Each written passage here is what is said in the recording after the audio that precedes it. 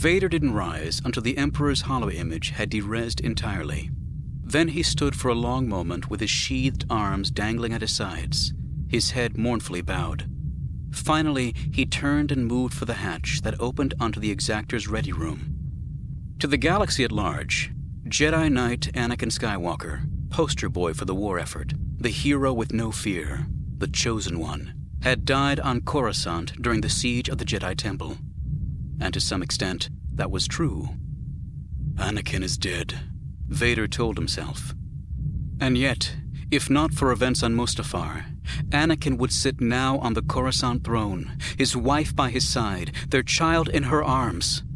Instead, Palpatine's plan could not have been more flawlessly executed. He had won it all: the war, the Republic, the fealty of the one Jedi Knight in whom the entire Jedi Order had placed its hope. The revenge of the self-exiled Sith had been complete, and Darth Vader was merely a minion, an errand boy, allegedly an apprentice, the public face of the dark side of the Force. While he retained his knowledge of the Jedi arts, he felt uncertain about his place in the Force. And while he had taken his first steps toward awakening the power of the dark side, he felt uncertain about his ability to sustain that power. How far he might have been now, had fate not intervened to strip him of almost everything he possessed, as a means of remaking him. Or of humbling him, as Darth Maul and Darth Tyrannus had been humbled before him, as indeed the Jedi Order itself had been humbled.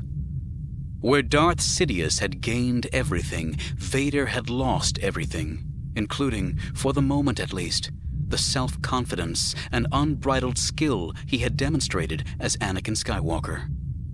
Vader turned and moved for the hatch. But this is not walking, he thought.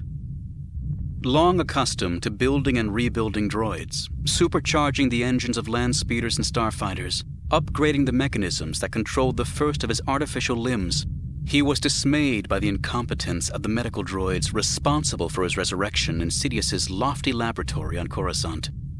His alloy lower legs were bulked by strips of armor, similar to those that filled and gave form to the long glove Anakin had worn over his right arm prosthesis. What remained of his real limbs ended in bulbs of grafted flesh, inserted into machines that triggered movement through the use of modules that interfaced with his damaged nerve endings.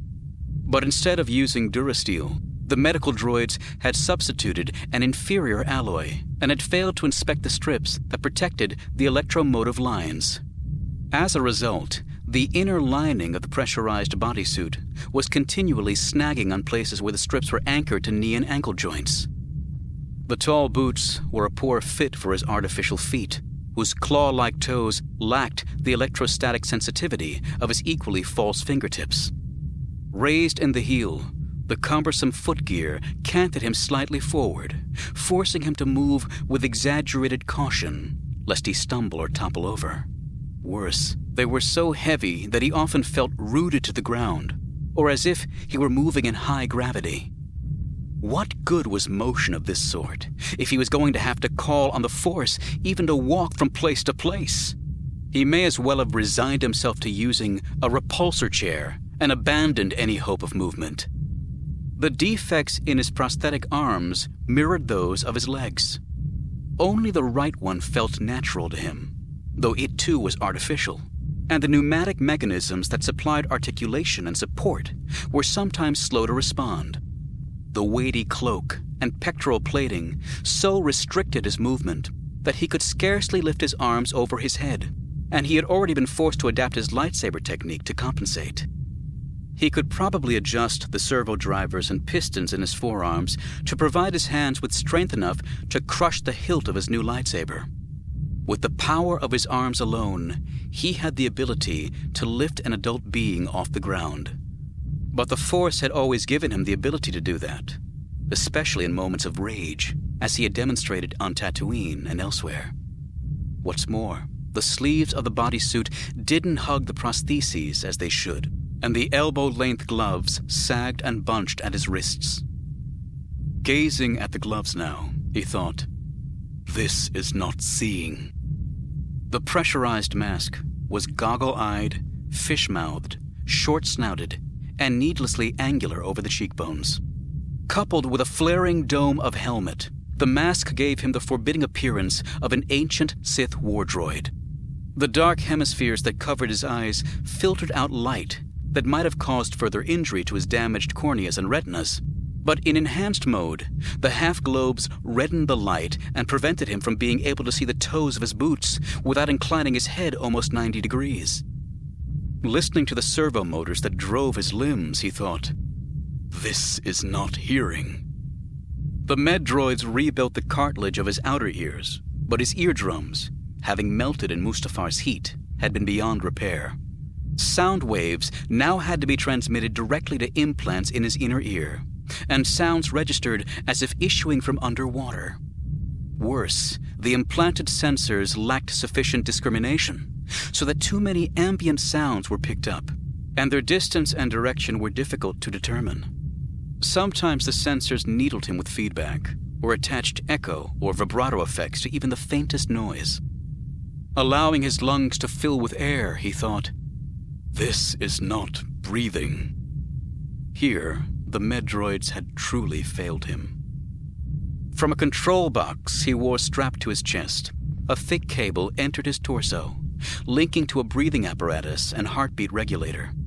The ventilator was implanted in his hideously scarred chest, along with tubes that ran directly into his damaged lungs and others that entered his throat, so that should the chest plate or belt control panels develop a glitch, he could breathe unassisted for a limited time. But the monitoring panel beeped frequently and for no reason, and the constellation of lights served only as steady reminders of his vulnerability. The incessant rasp of his breathing interfered with his ability to rest, let alone sleep.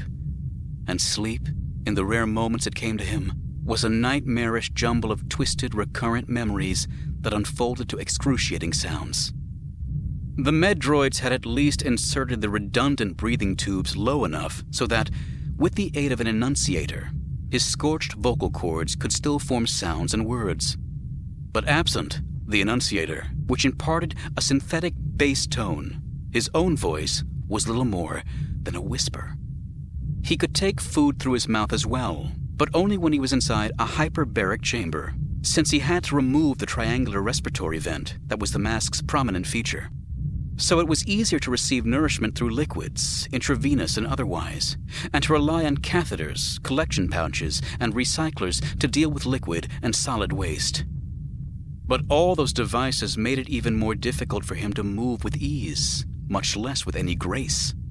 The pectoral armor that protected the artificial lung weighed him down, as did the electrode-studded collar that supported the outsize helmet, necessary to safeguard the cybernetic devices that replaced the uppermost of his vertebrae, the delicate systems of the mask, and the ragged scars in his hairless head, which owed as much to what he had endured on Mustafar as to attempts at emergency trephination during the trip back to Coruscant aboard Sidious's shuttle.